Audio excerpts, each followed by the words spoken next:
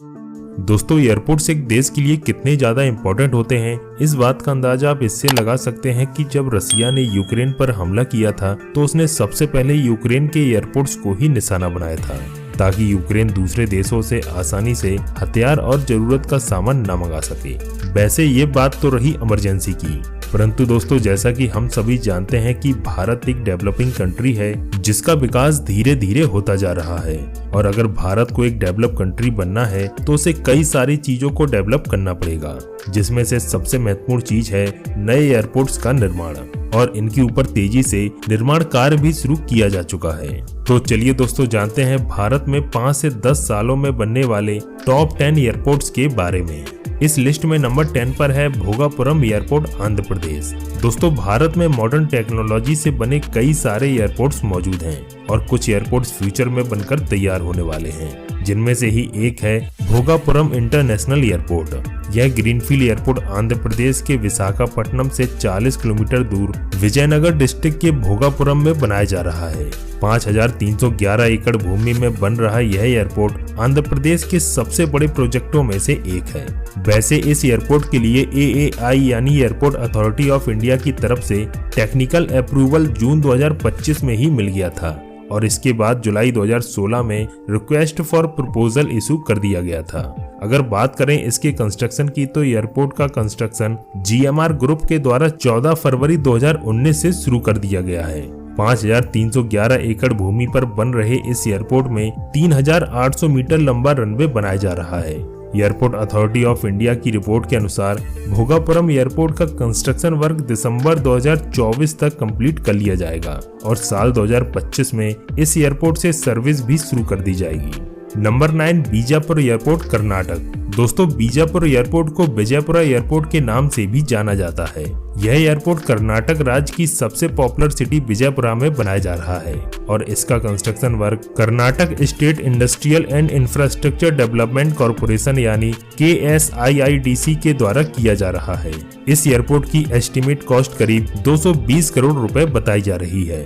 यह एयरपोर्ट जिस जगह बनाया जा रहा है वह जगह विजयपुरा सिटी से करीब 15 किलोमीटर की दूरी पर स्थित है।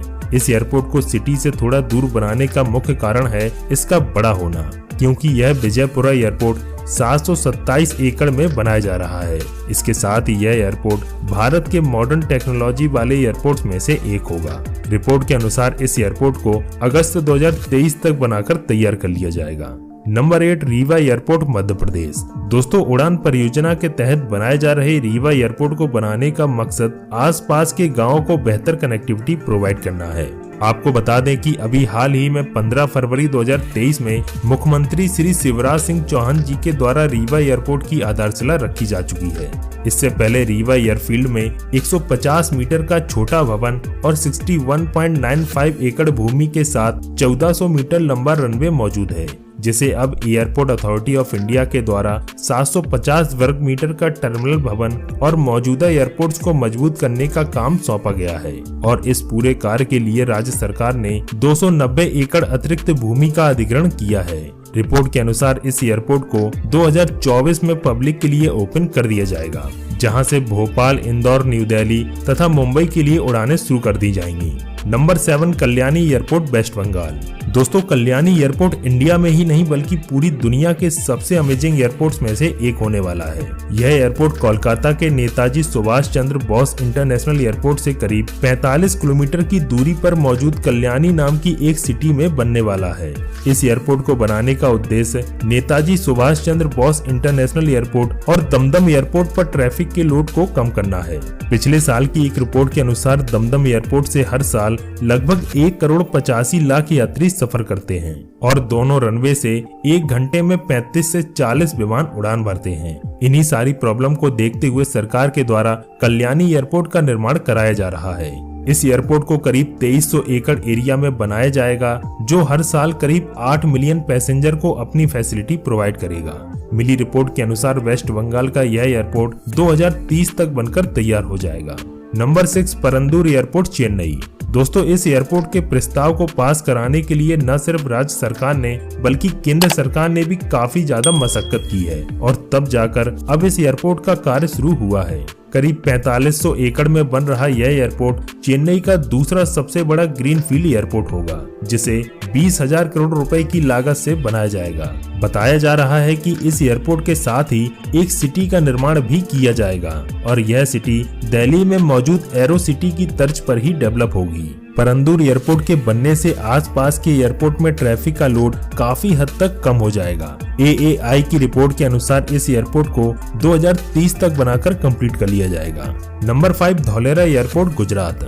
दोस्तों Dholera airport Delhi Mumbai industrial corridor के तहत बनाया जा रहा एक ग्रीनफील्ड प्रोजेक्ट है, जो करीब 1426 हेक्टेयर एरिया में बनने वाला एक बहुत ही आधुनिक एयरपोर्ट होने वाला है। इसका अंदाजा आप इस बात से लगा सकते हैं कि धौलेरा एयरपोर्ट के फेज 1 में ही मात्र 987 करोड़ रुपए खर्च किए जाएंगे, जिससे इस एयरपोर्ट का आर्किटेक्चर बहुत ही लाजवाब बनाया जाएगा। इस एयरपोर्ट को कॉमर्शियल, डोमेस्टिक और इंटरनेशनल एयरपोर्ट के रूप में उपयोग किया जाएगा। दोस्तों वैसे तो धौलेरा एयरपोर्ट कब तक बनकर तैयार होगा, इसकी डेट अभी ऑफिशियली अनाउंस नहीं की गई है, परंतु उम्मीद है कि 2030 तक इसका फेज 1 बनकर तैयार हो जाएगा और इसके बनने के बाद यह इंडिया के सबसे सुंदर और सबसे आधुनिक एयरपोर्ट में से एक होगा। Number 4 Rajkot airport Gujarat.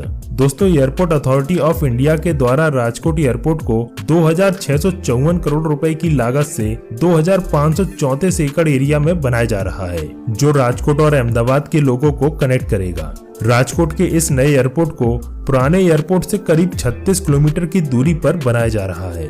Rajkot airport में केवल एक रनवे होगा, जिसे कॉमर्शियली यूज के लिए इस्तेमाल किया जाएगा। AAI की रिपोर्ट के अनुसार इस एयरपोर्ट को इसी साल 2023 के अंत तक कंप्लीट कर लिया जाएगा। अब देखना यह है दोस्तों कि क्या इस एयरपोर्ट को समय पर कंप्लीट किया जा सकेगा तथा इसकी डिजाइन कैसी होगी, क्योंकि सरकार ने अभी तक इस एयरपोर्ट के मॉडल को रिवील नहीं किया है। Number 3 Chhatrapati Sambhaji airport Pune.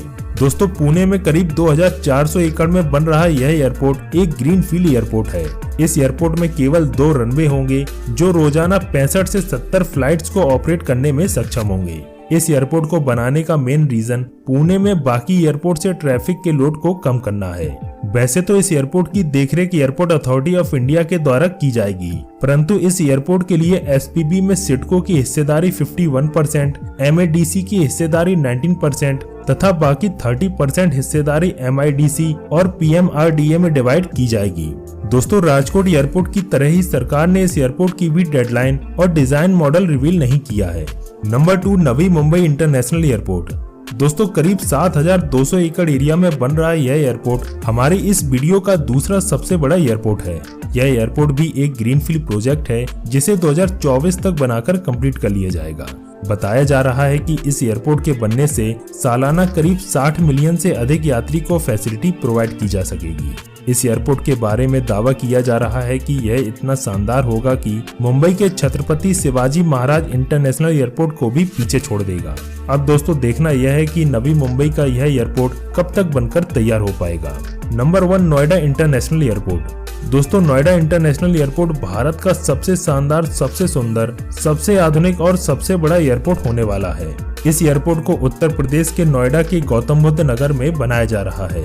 अगर इस एयरपोर्ट को बनाने के कारण की बात की जाए तो इसके पीछे का कारण है दिल्ली में इंदिरा गांधी इंटरनेशनल एयरपोर्ट पर बढ़ते हुए ट्रैफिक के ओवरलोड को कम करना। दोस्तों नोएडा एयरपोर्ट को टोटल 7200 एकड़ में 6 रनवे के साथ बनाया जाएगा, परंतु इसके पहले फेज में केवल 1 रनवे का निर्माण ही किया जाएगा, जिसे 2024 तक बनाकर कंप्लीट किया जाना है और इसके निर्माण कार्य की शुरुआत 25 दिसंबर 2021 में नरेंद्र मोदी जी के द्वारा आधारशिला रखकर की गई थी। दोस्तों यह बात जानकर आप चौंकने वाले हैं कि नोएडा एयरपोर्ट इंडिया का ही नहीं बल्कि एशिया का सबसे बड़ा एयरपोर्ट होगा, जबकि यह दुनिया का चौथा सबसे बड़ा एयरपोर्ट भी होगा। तो दोस्तों आपको कैसी लगी हमारी यह वीडियो हमें कमेंट कर जरूर बताइए और जाते जाते इस वीडियो को लाइक और चैनल को सब्सक्राइब करना ना भूलिएगा। मिलते हैं एक नई वीडियो में, तब तक के लिए